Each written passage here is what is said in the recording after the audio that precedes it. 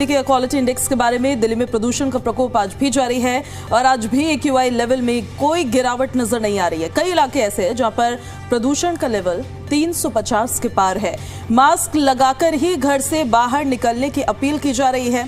अलग अलग इलाकों में कितना एयर क्वालिटी इंडेक्स रिकॉर्ड किया गया है वो भी हम आपको बताएंगे, लेकिन उससे पहले आपको ये बता देते हैं कि एक बहुत ही ज्यादा गंभीर और चिंताजनक विषय है दिल्ली का प्रदूषण, जो दिल्ली की पब्लिक को बहुत ज्यादा परेशान कर रहा है और ये प्रदूषण उनको बीमार कर रहा है। लॉन्ग टर्म में ये प्रदूषण काफी ज्यादा हानिकारक है, क्योंकि इसके प्रदूषित तत्व जब आपके शरीर के अंदर जाते हैं, स्पेशली PM 2.5, वो इतने माइन्यूट होते हैं, इतने टाइनी होते हैं जो आपको विजिबल नहीं होते आपके नेकेड आइज से। वो जब आपके शरीर के अंदर जाते हैं तो वो आपको बहुत नुकसान पहुंचाते हैं।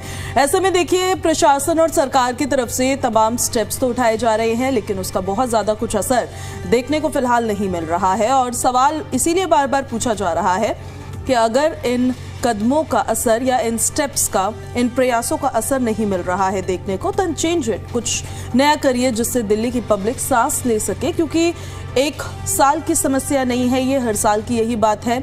सर्दियों का मौसम शुरू होता है और प्रदूषण की स्थिति इतनी ज्यादा खराब हो जाती है जिसकी वजह से पब्लिक को परेशान होना पड़ता है। दिल्ली की हवा बेहद खराब है और कोहरे का जो ये डबल अटैक है वो काफी ज्यादा परेशान करता हुआ दिल्ली की पब्लिक को नजर आ रहा है। अलग अलग इलाकों में देखिए कितना एयर क्वालिटी इंडेक्स होगा, वो भी ग्राफिक्स के जरिए हम आपको दिखाएंगे। लेकिन फिलहाल बड़ी जानकारी, 350 के पार प्रदूषण का लेवल पहुंच चुका है और यही अपील की जा रही है कि मास्क लगाकर ही आप अपने घर से बाहर निकलिए। बार बार यही कहा जा रहा है, जो सेंसिटिव ग्रुप्स में आते हैं, जैसे बच्चे हो गए, बुजुर्ग हो गए, वो घर से बाहर ना ही निकले तो ज़्यादा बेहतर है। आप भी अवॉइड कर सके तो आप भी अवॉइड करें, लेकिन बहुत ही ज़रूरी है निकलना, तो N95 या N99 मास्क का आप उपयोग कर सकते हैं। अब आपको ग्राफिक्स के जरिए दिखाते हैं दिल्ली में अलग अलग जगहों पर कितना एयर क्वालिटी इंडेक्स है। आनंद विहार में 354 AQI रिकॉर्ड हुआ है, 350 को पार कर गया है आनंद विहार का एयर क्वालिटी इंडेक्स। अलीपुर में 321 एयर क्वालिटी इंडेक्स रिकॉर्ड हुआ है। अशोक विहार में 339, बवाना में 367 और बुराड़ी में 327 एयर क्वालिटी इंडेक्स रिकॉर्ड हुआ है। जब एयर की क्वालिटी 300 को क्रॉस कर जाती है तो वो बहुत गंभीर स्थिति होती है। It is a hazardous state जो आपके हेल्थ को खराब करती है। बाकी एरियाज का भी देख लीजिए, आपके इलाके में कितना एयर क्वालिटी इंडेक्स है उसको जरा ध्यान से देखिए, आपको कितना सतर्क रहने की जरूरत है। चांदनी चौक में 349 एयर क्वालिटी इंडेक्स, ऑलमोस्ट 350 के आसपास बताया जा रहा है। द्वारका सेक्टर 8 के आसपास अगर आप रहते हैं, वहां जो आज हवा की क्वालिटी है वो 322 रिकॉर्ड हुई है। मुंडका में 355, नजफगढ़ में 289, नरेला में 343, नेहरू नगर में 346 और ओखला फेज 2 में 325 एयर क्वालिटी इंडेक्स रिकॉर्ड हुआ है। ये हवा की क्वालिटी एक स्वस्थ शरीर को भी बीमार कर सकती है, न सिर्फ सेंसिटिव ग्रुप्स के लिए डेंजरस, पर एक हेल्दी बॉडी के लिए भी।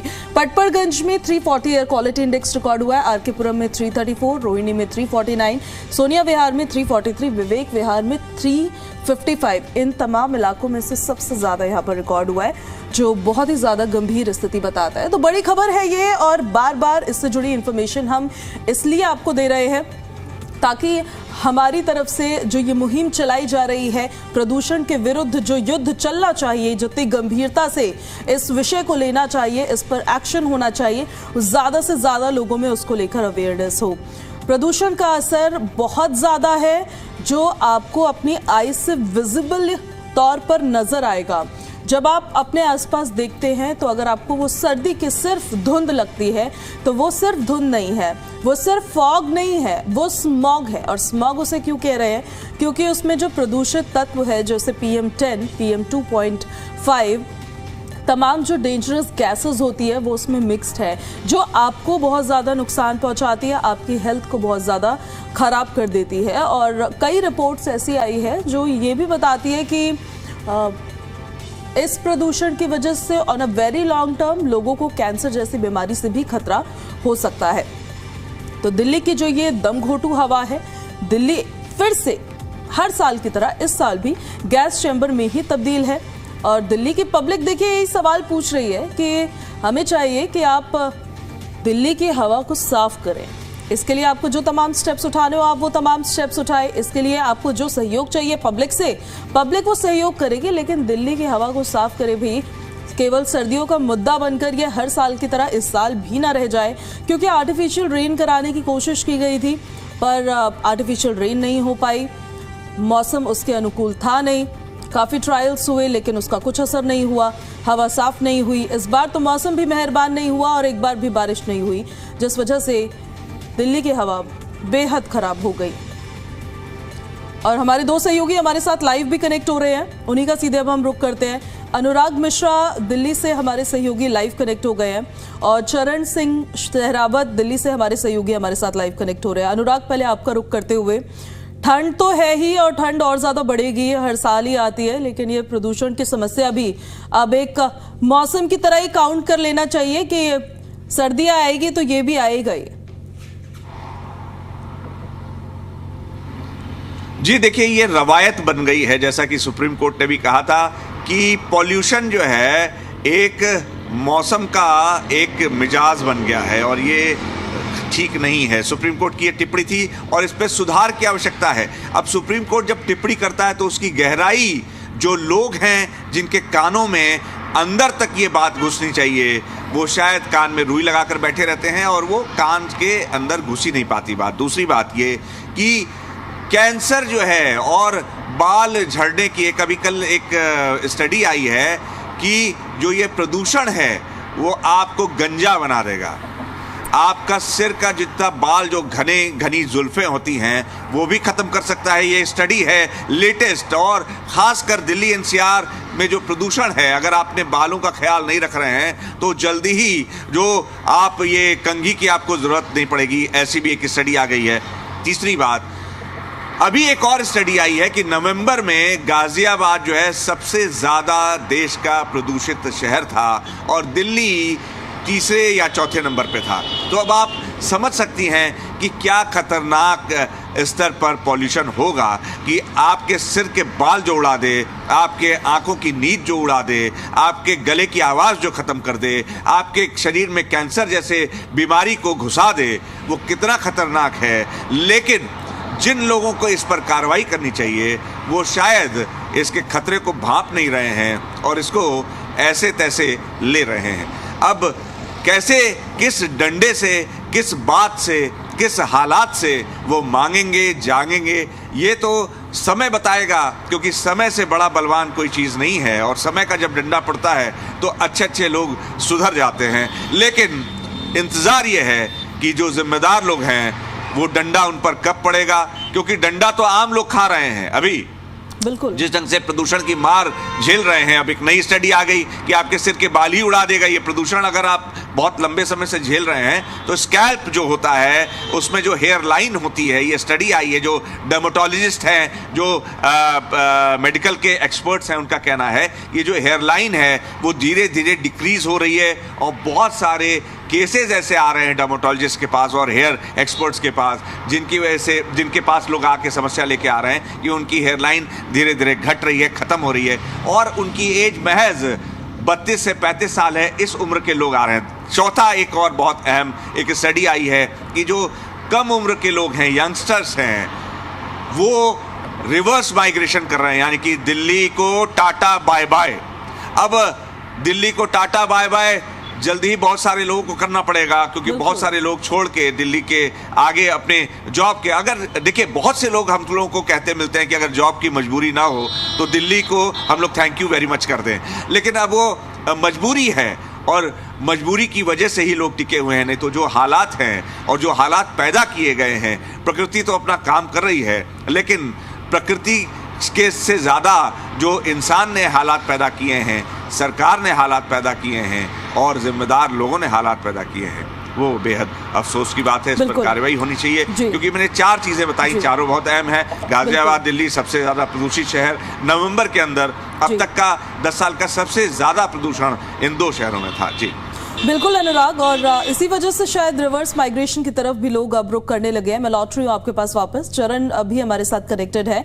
चरण, आपकी जहाँ पर मौजूदगी है वहाँ की आज एयर क्वालिटी क्या बताई जा रही है, और ये भी जरा बताइए, तमाम दावे कर रही है सरकार कि हमने ये पाबंदियां लगा दी, हमने बड़े एक्शन लिए, ऑन ग्राउंड कुछ नजर आता भी है ओवरऑल? हमें तो क्योंकि कुछ नजर नहीं आ रहा है, कोई असर नहीं नजर आ रहा है। का सेक्टर 18 में मौजूद हूं और बड़ी बात तो ये है कि अब की बार पोल्यूशन ने लोगों को बहुत परेशान कर दिया है, क्योंकि जिस तरीके से सर्दियां पड़ रही हैं, सर्दी में लोग डरते थे सर्दी से, लेकिन अब डर रहे हैं पोल्यूशन से।